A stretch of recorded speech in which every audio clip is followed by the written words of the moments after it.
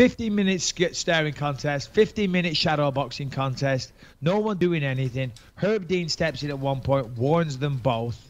Derek Lewis did more than Ngannou, so that's why he got the victory. Derek Lewis did some surprisingly athletic, like jumping switch kicks. That was the technique he threw the most. But still, both guys were very inactive. Not a lot happened. As I say, Herb Dean warned them. Even after the fact, people are talking about what can you do to punish fighters that behave like this.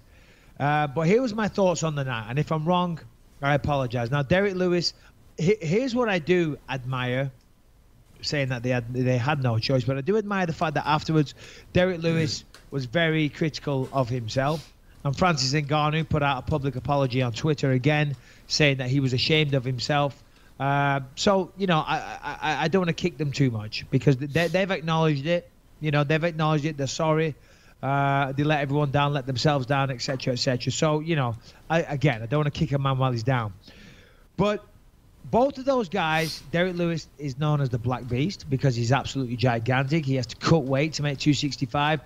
And Francis Ngannou is a gigantic man. They're both gigantic men that generally always have the physical advantage size-wise in a fight. So they'll have the size and power advantage, and they've made a career out of that. They've been the bigger guy. They've been the harder hitting guy. They've been the imposing guy. They can fuck with people mentally because they're so big and strong.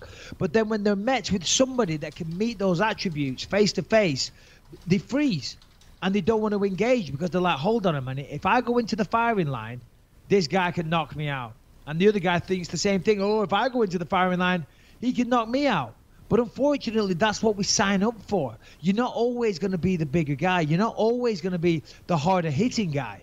You know, the amount of times I've gone into fights and I've thought, shit, this guy's big.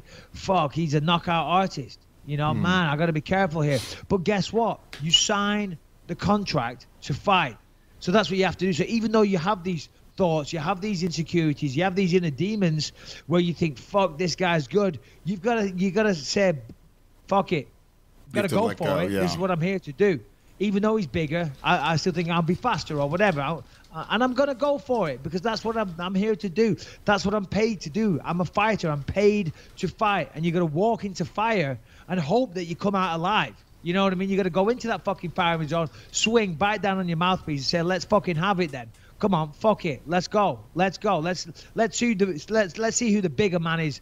You know, not physically, but let's see who can pull it off. Let's go. They didn't do that. Is there anything? Shit, I can't do this. He's too big. So they stood off for 15 minutes. You know, so they need to take a good long look in the mirror.